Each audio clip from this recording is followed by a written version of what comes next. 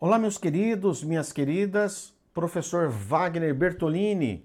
Nós vamos ver um tema muito bacana, eu acho bastante interessante, que é o tema exumação. O que nós vamos ver nesse nosso bloco? O que nós vamos ver nesse nosso tema, professor? Primeiro, nós vamos ver o conceito de exumação. Você sabe o que é exumação? O que significa esta palavra? Qual é a sua formação, ou seja, a etimologia da palavra? Eu gosto disso, que você conheça os prefixos, raiz, sufixo, para você ter uma ideia do que se está se tratando em dado tema. Então vejam, humus é terra, humus é terra. Exterior é quando vai para fora. Então nós vamos ter aqui, ó, inumação, humus, para dentro da terra. É quando você sepulta. Exterior, quando você tira de dentro da terra. Claro que, né? Tirar de dentro da terra não é uma batata, porra, não é uma cenoura. Mas é quando você tem lá alguém que foi sepultado. Esse sepultamento vai se remover o caixão, a urna funerária, digamos assim, para que possam ser feitos exames que a autoridade julgou necessária. E aí, o que acontece? Nós vamos ver quais as condições. Primeiro o conceito, depois que eu já dei aqui uma pincelada. Depois nós vamos ver quais são as condições para que se faça uma exumação. Por que isso? Porque uma exumação não é algo trivial, não é trocar de roupa. Você imagina uma pessoa que tenha morrido, e um familiar seu que tenha morrido, já teve toda a dor, né, do sepultamento e tal, aí daqui 10, 15 dias é determinada a exumação. E a família, por exemplo, é requisitada a comparecer, ou alguém da família quer comparecer. É um sofrimento, né? É algo doloroso. É o que ele vale a pena ver de novo, que não é agradável. Então, quando o assunto não é agradável, quando você repete esse assunto, você sofre novamente. Por isso, pessoal, a exumação não é algo que é determinado à torta e à direita. Ah, vamos exumar. Não, não é assim. Existem certas necessidades para que a exumação seja feita. E ela também, ela pode ser produtiva dependendo a quanto tempo foi feito a inumação, o sepultamento. Dependendo do tipo de exame que se quer fazer, os resultados podem não ser muito favoráveis. Então até isso tem que se pensar. Vou exumar um cadáver daqui a um ano para ver a identificação por impressão digital, por exemplo? Não tem sentido, cara. Não tem sentido. Mas, se de repente vai se analisar uma possível lesão óssea, aí é positivo, o osso está lá. Então essa lesão pode ser avaliada. Por exemplo, se houve o uso de um veneno para matar a vítima, positivo. Por quê? Mesmo que a gente... Eu já estudei isso com vocês na tanatologia, mesmo que a gente tenha a sombra cadavérica, que é o líquido decorrente da liquefação, né, do processo colicoativo, lá dos fenômenos destrutivos da tanatologia, é possível pesquisar drogas, mesmo, por exemplo, no que restou lá no caixão. Então nós temos algumas situações que são viáveis ou não. É por isso, e prestem atenção, anota aí, em casos de morte violenta, é possível se fazer a cremação de um cadáver? Em caso de morte violenta, você acha que é possível fazer ou se é razoável fazer a cremação de um cadáver? E a resposta é: possível é. Mas para isso tem que ter uma autorização da autoridade policial, judiciária. Certo? Tem que ter uma autorização para fazer a cremação em caso de morte violenta. Por quê? Se você faz a cremação em caso de morte violenta, as possíveis buscas, os possíveis vestígios que poderiam ser encontrados em uma possibilidade de ter exumação são perdidos. Então, é possível, mas não é tão comum, tá certo? Então, cuidado com essa colocação da cremação. A cremação é um dos destinos do cadáver. Então, ela não é autor, ela não é a gosto da família. Ah, vamos cremar, a família quer que creme o cadáver. Ah, mas a vítima, quando viva, disse que queria ser cremado. Só que ela teve uma morte violenta. A autoridade é que vai determinar se pode cremar ou não. Por quê? Cremou, perde a chance de ter buscas pela exumação. Compreenderam a importância da cremação e da exumação? Então nós vamos aqui para o nosso próximo tópico, exumação. Viram que eu coloquei a corzinha vermelha, né? Vermelha, volta aqui. Vermelha. Aqui é exterior. E aqui, humus, vamos colocar terra, solo. Você vai tirar o cara que estava enterrado, sepultado, tá certo? Eu vou trazer para vocês alguns conceitos, porque eu gosto de conceito. Vai dando aquela base sólida para o seu conhecimento. Então, a exumação é a mais árdua e repulsiva das perícias médico-legais. Já mencionei isso para vocês, tanto pela dor da família, pelas dificuldades de se fazer isso, que é feito no cemitério, né? Isso é normalmente encaminhado dentro de um cemitério. Então vamos dar uma olhadinha? Podemos definir exumação como desenterramento, desfazer o enterramento do cadáver. Então, olha, inumação é o oposto de exumação, in e ex.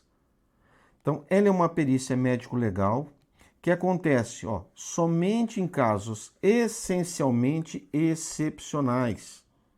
Então, é de se imaginar o desgaste emocional aos familiares do cadáver exumado.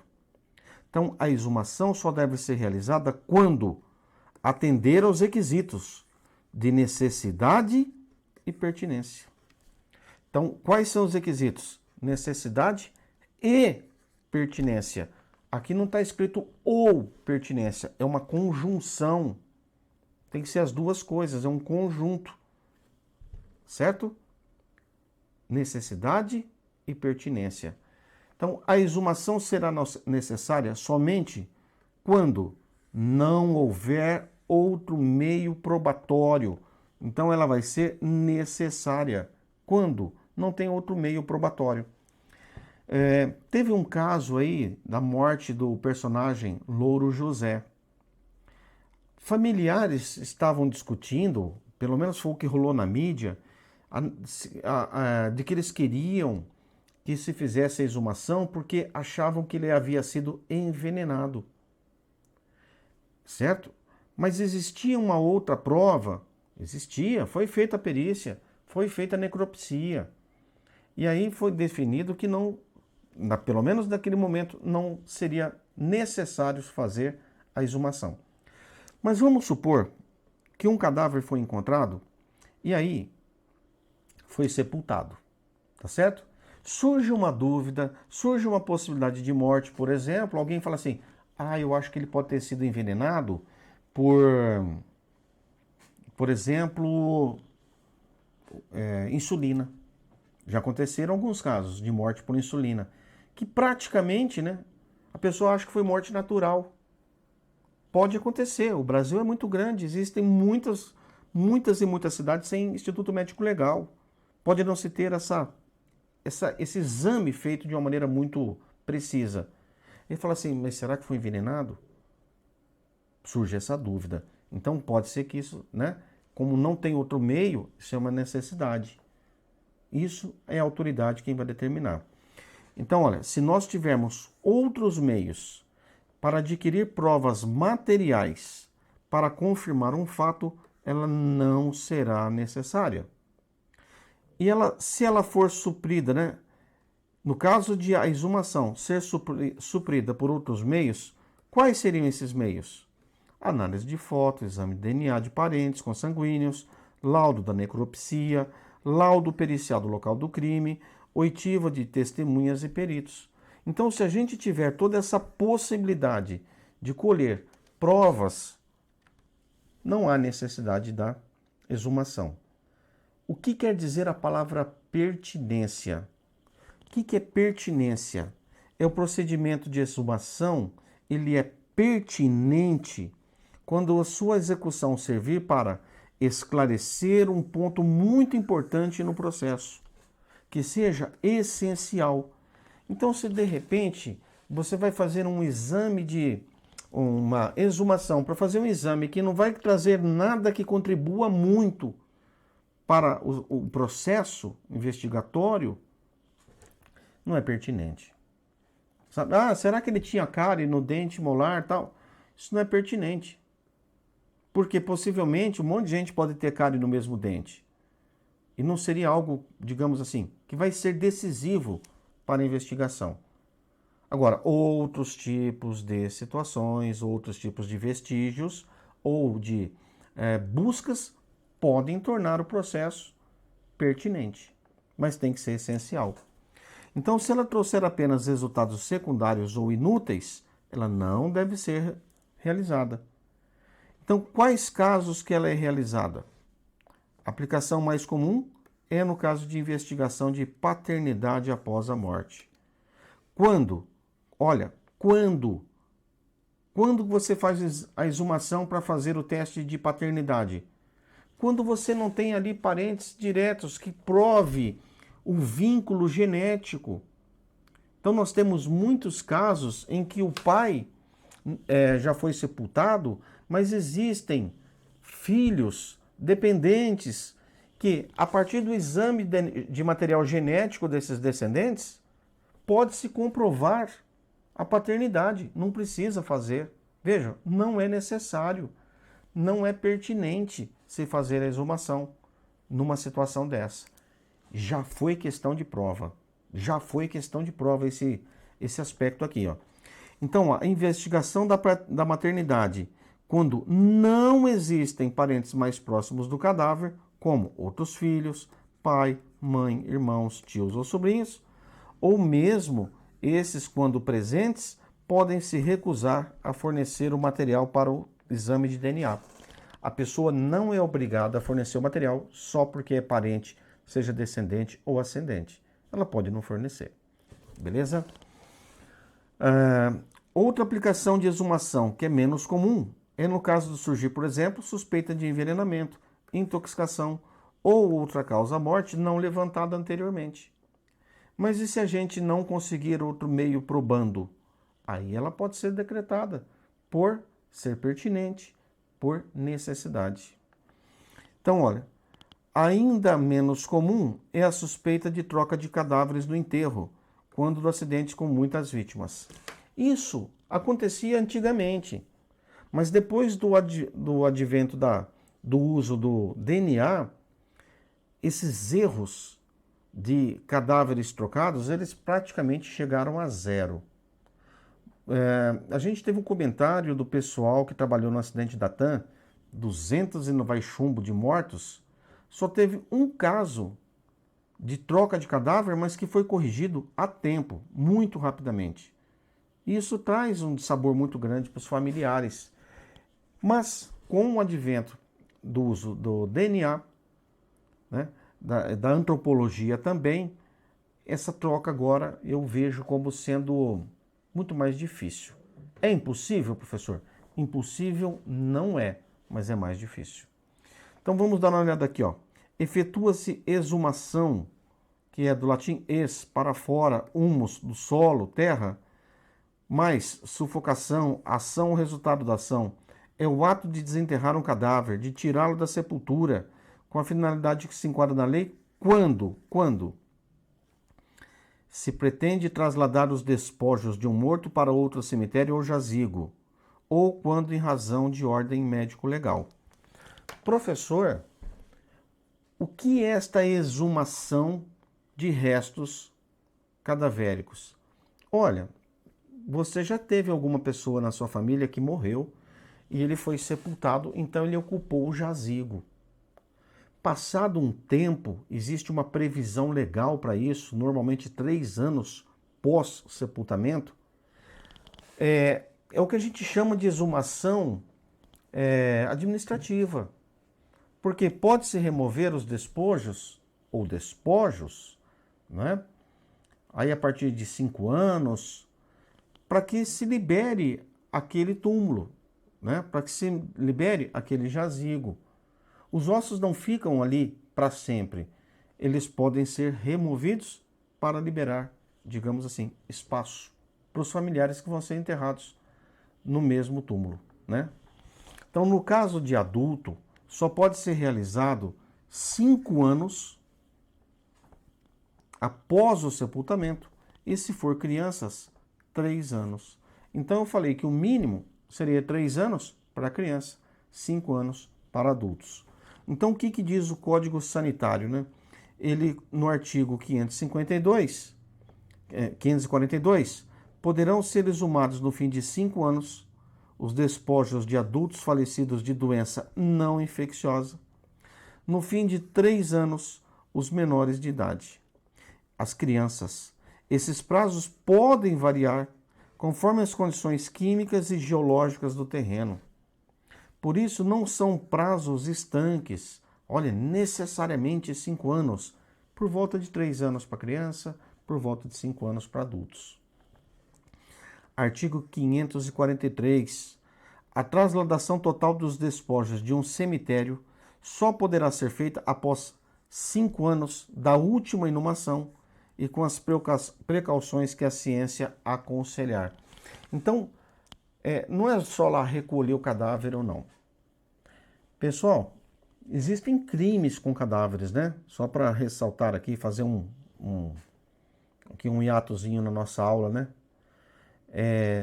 Cuidado com o vilipêndio de cadáver. Tem cara que entra num cemitério e ele abre túmulos, ele tira o cadáver, né? Então ele faz uma exumação, porque, por exemplo, ele busca ali obturações em ouro, materiais preciosos. Às vezes a pessoa é enterrada com relógio, com anéis, com óculos, com anéis, com óculos, eu falei, com objetos valiosos, com joias. E o malandro pode se aproveitar para fazer o furto disso aí. É crime, tá certo? É crime previsto em lei. Então vejam, para que seja realizado o exame dentro dos moldes legais, deve-se atentar a alguns pontos do CPP. Agora nós vamos falar, vamos dizer assim, do que a legislação cobra, do que ela exige para que se faça uma exumação legal. Uma exumação legal, não criminal, criminosa, tá certo? Vamos ver o que diz a nossa legislação para autorizar e qual é o procedimento que deve ser adotado? Então, no artigo 6º, consta que a autoridade policial deve determinar, se for o caso, que se proceda o exame de corpo de delito e quaisquer outras perícias. Então, assim, a encarregada de determinar a realização da autópsia é a autoridade policial. Caros, a banca pode te ferrar aí falando que é a judiciária. Não é o juiz, é o delegado. Além disso, o artigo 163 do Código Processual Penal impõe que, em caso de exumação para exame cadavérico, a autoridade providenciará para que, em dia e hora previamente marcados, se realize a diligência, no qual se lavrará auto circunstanciado. Então, a exumação não é assim. O delegado fala assim, vou exumar um cadáver agora. Não é assim que funciona. Nem mesmo o delegado pode falar assim, não, vou lá agora, quero exumar o cadáver. Não é assim. Porque existem alguns trâmites. Vai ter que se chamar, por exemplo, um perito, um médico legista, vai ter que comunicar o responsável pelo cemitério. Esse responsável vai chamar ali, por exemplo, um coveiro para localizar onde está sepultado tal cadáver. Então a coisa não é assim, vamos fazer agora. Não, existe um trâmite, existe um prazo para que todos os envolvidos no processo de exumação sejam notificados, se preparem, né? Deixe as coisas para ser feitas de acordo, não improvisado. Então, o administrador do cemitério público, público ou particular, viu? Público ou particular, ele vai ter que indicar o local da sepultura. E se ele não quiser, ele vai ser indiciado por desobediência. Eu não sei qual que seria o interesse de um cara que administra um cemitério e falar assim, não vou falar onde está a sepultura, não vou falar. Mas existe a possibilidade que já está prevista em lei, tá certo? No caso de recusa, ou de falta de quem indique a sepultura, ou de encontrar seu cadáver em local não destinado a inumações, a autoridade procederá às pesquisas necessárias e tudo constará do auto. Então vejam que todo procedimento é feito, ele vai ser escrito, ele vai entrar no processo investigatório. Não é simplesmente assim, ó, vou marcar para amanhã, tá? Tudo bonitinho, quem compareceu, quem indicou, qual era o local, tem que ser tudo descrito. E isso passado a termo, né? Posto a termo, escrito, não é oral. Então, ó, vamos ficar de olho nesse artigo aqui. É a autoridade policial quem vai providenciar que se realize a exumação em dia e hora marcados. Por que eu estou reforçando? Porque eu já vi questões sobre exumação dizendo que era o juiz que determina. Que era, por exemplo, o assistente técnico que determina. E não é. Não é quem determina, é o delegado. Então, nada se impede que o juiz determine a realização da exumação, só que ela vai ser conduzida pela autoridade policial. O juiz pode receber esse pedido, por exemplo, a partir da parte, como por exemplo do assistente técnico? Pode. O juiz fala ao delegado, proceda à exumação. O delegado é encarregado de dar o encaminhamento. Entenderam o procedimento? Mas quem que vai encaminhar, conduzir, é a autoridade policial. Pode ser pedido pelo juiz. Então, o perito, ele vai receber a solicitação de exame, ele precisa saber onde é o local e hora, para que ele se desloque até lá, e ele vai fazer o auto de identificação da cova. Auto, né? Lembra? Auto. O auto é um tipo de relatório que é verbalizado na frente, por exemplo, do escrivão, e depois isso vai ser posto a termo, vai ser escrito. Quando o perito escreve, chama-se laudo, o tipo de relatório, que é um documento médico legal. Então, para isso, ele pode contar com a presença da autoridade policial, familiares do morto ou mesmo testemunhas. Então, após a inspeção inicial, será descrita a urna funerária, onde foi acomodado o cadáver, a presença de vestes, tipo, cor, marca, tamanho, peculiaridades, e a presença de eventuais artefatos junto ao corpo. Vejam, é rico em detalhes, em observações. Tá certo? Abriu, relato o que tem ali. E aí, professor, como é que prossegue isso? Então, o perito vai dar início aos exames, quando ele fizer essas observações. Ele vai colher o máximo possível de detalhes. Por que o máximo possível? Para aproveitar esse procedimento. Tá certo? O máximo possível que ele conseguir obter nesses novos exames. Inclusive, ele deve fotografar. As fotografias, pessoal, não sei se vocês sabem, normalmente elas são sequenciais. Quando eu participo de algum atendimento, essas fotografias são sequenciais. A gente mesmo, mas não saiu legal. Eu não posso descartar. Isso pode sugerir que houve ali algum interesse em descartar a foto.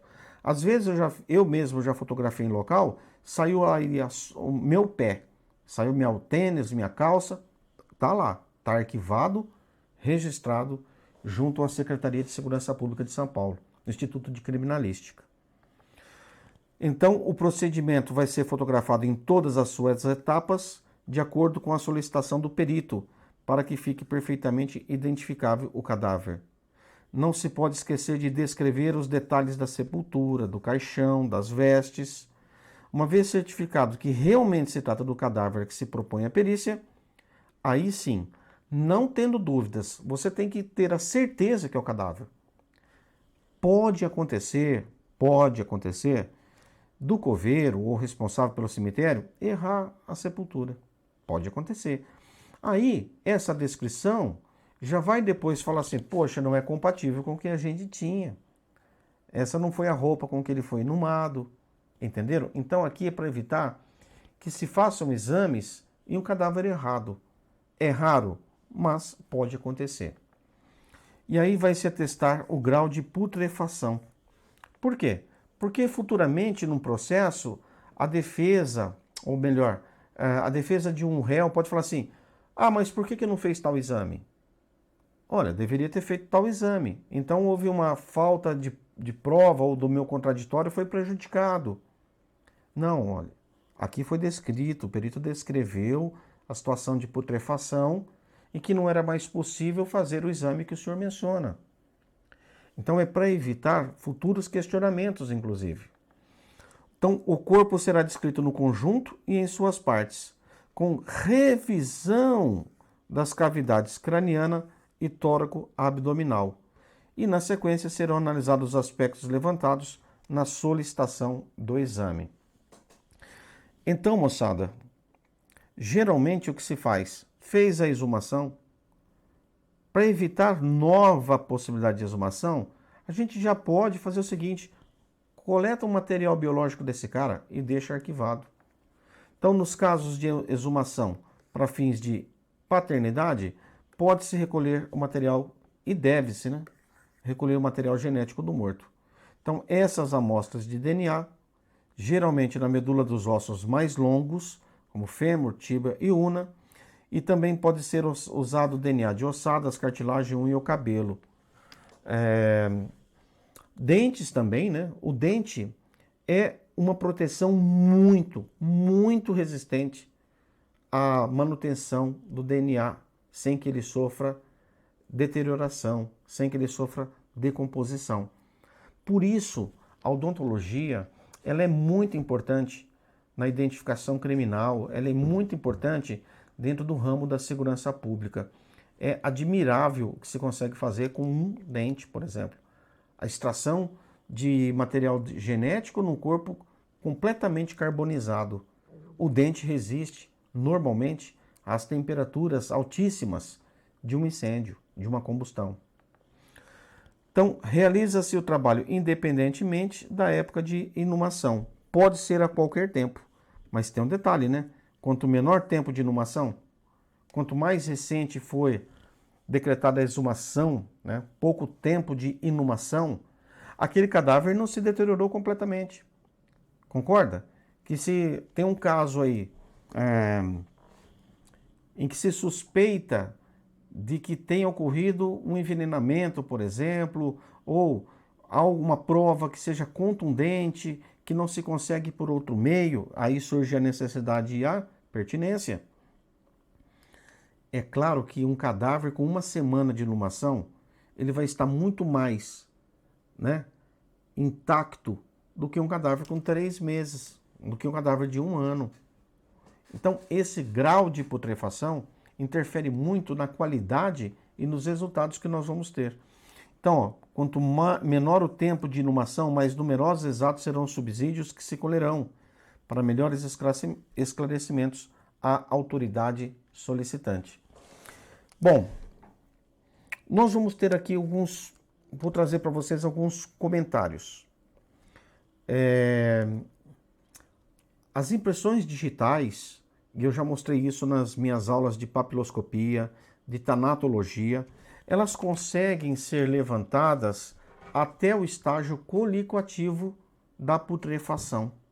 A partir daí, a gente não consegue mais identificar, né, a partir das impressões digitais. Quanto mais o tempo passa, mais difícil fica a identificação. E aí resta para a gente, principalmente, DNA. Então, um cadáver exumado pode estar em adiantado estado de decomposição ou não. Então, de acordo com o estado, nós vamos ter um modo particular dele ser identificado. Daí, ó, CPP, artigo 166. Havendo dúvida sobre a identidade do cadáver exumado, proceder-se-á ao reconhecimento, na verdade, aqui seria a identificação, né? Pelo Instituto de Identificação e Estatística, ou repartição congênere, ou pela inquirição de testemunhas, lavrando-se auto de reconhecimento e de identidade, no qual se descreverá o cadáver com todos os sinais e indicações.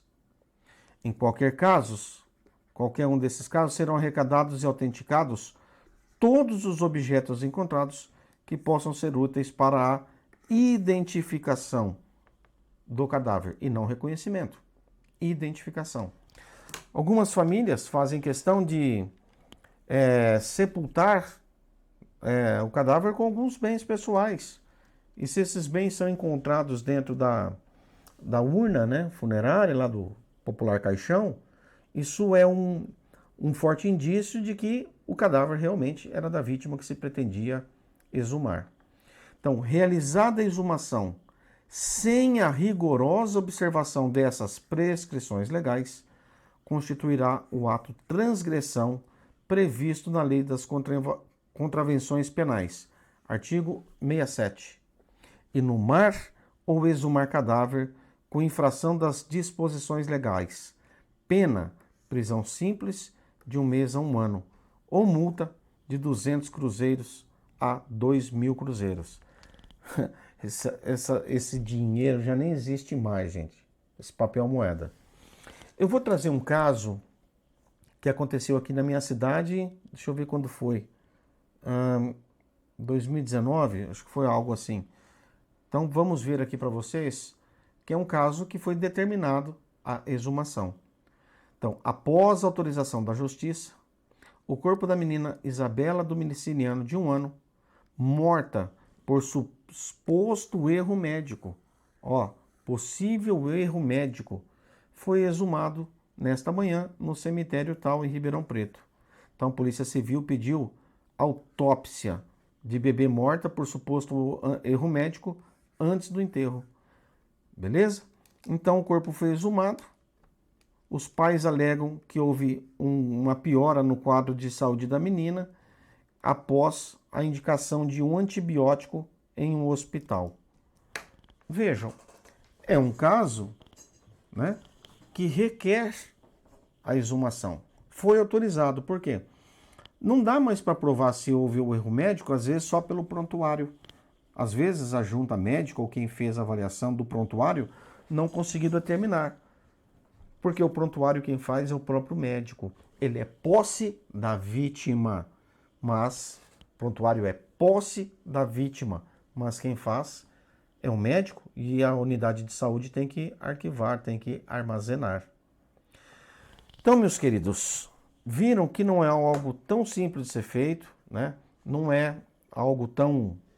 não é um paliativo. A gente recorre, quando eu falo a justiça, né, recolhe a exumação quando realmente for algo importante e relevante. E relevante não, importante e relevante para o processo, né, para a pesquisa, para o inquérito policial, por exemplo. Vamos encerrar aqui nesse nosso tópico de exumação. Eu espero que você tenha compreendido e nós temos aí dezenas e dezenas de questões no material para que você fique afiadíssimo, afiadíssima nos seus estudos. Um abraço e até lá.